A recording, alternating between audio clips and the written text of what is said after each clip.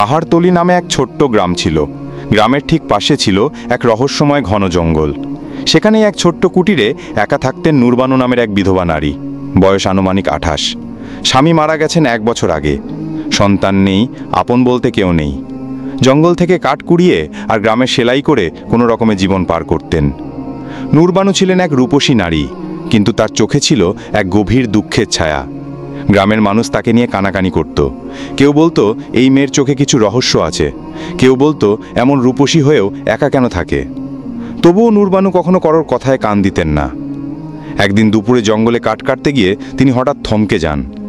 তার সামনে এসে দাঁড়ায় একটি গাধা, কিন্তু এই গাধাটি অন্যরকম। তার চোখে ছিল বুদ্ধির ঝিলিক। শান্ত চোখে সে তাকিয়েছিল নূরবানুর দিকে।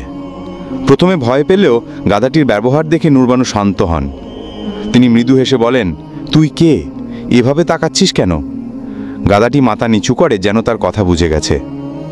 সেই দিন থেকে গাধাটি প্রতিদিন তার কাছে আসতে লাগলো। কখনো কাঠ টানতে সাহায্য করত, কখনো ফল এনে দিত, আবার কখনো নূরবানুর পাশে বসে থাকত।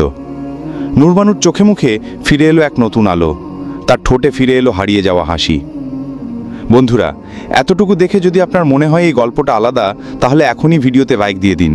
আর আপনি কি ভাবছেন সেটা কমেন্টে জানাতে ভুলবেন না। নূরবানু এখন আর একা ছিলেন না। গাধাটি হয়ে উঠেছিল তার একমাত্র সঙ্গী, তার সাহস। এক রাতে চাঁদের আলোয় বসেছিলেন তিনি। হঠাৎ দেখেন গাধাটি গাছের নিচে দাঁড়িয়ে তাকিয়ে আছে তার দিকে।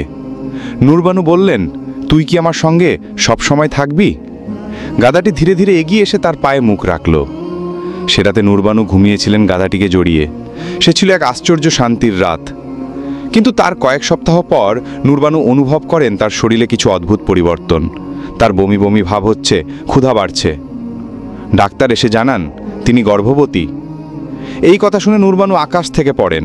তিনি তো কারোর সঙ্গে সম্পর্ক করেননি, তবে কিভাবে?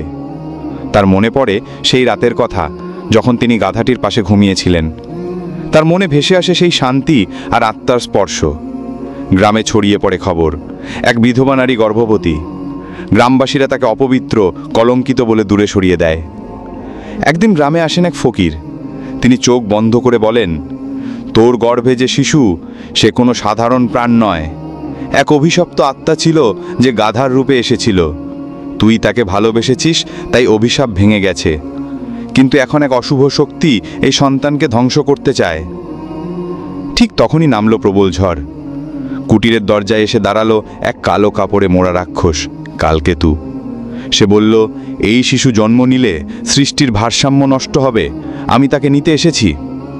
নূরবানু কাঁপতে কাঁপতে বললেন, তুমি আমার সন্তানের কিছু করতে পারবে না। কালকেতু গর্জন করল। কিন্তু ঠিক তখনই জঙ্গলের ভিতর থেকে বেরিয়ে এলো সেই গাধাটি। এবার সে আর সাধারণ ছিল না। তার চোখে আগুনের দীপ্তি, শরীরে তীব্র আলোর রেখা। সে লাফিয়ে পড়ল কালকেতুর উপর। শুরু হলো ভয়ঙ্কর যুদ্ধ। একসময় গাধাটি রাক্ষসকে পরাজিত করে ফেলে দেয়। রাক্ষস ছাইয়ে পরিণত হয়। নূরবানুর চোখের সামনে গাধাটি রূপ নেয় এক যুবকে। সে বলল, আমি অর্ষির পুত্র, অভিশপ্ত ছিলাম। তোর নিঃস্বার্থ ভালোবাসায় আমি মুক্ত হয়েছি, কিন্তু এখন আমাকে আবার যেতে হবে।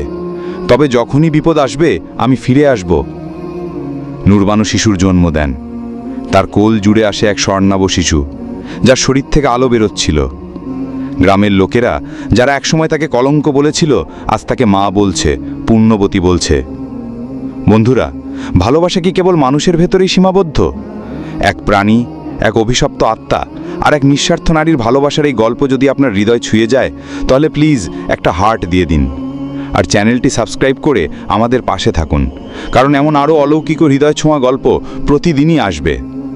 ধন্যবাদ বন্ধু, দেখা হবে পরের গল্পে।